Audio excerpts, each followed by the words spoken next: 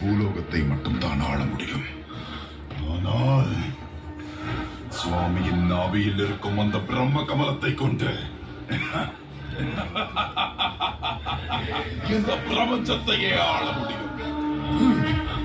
எனக்கு அந்த பிரம்ம கமலம் அது கிடைக்காத பைராகி.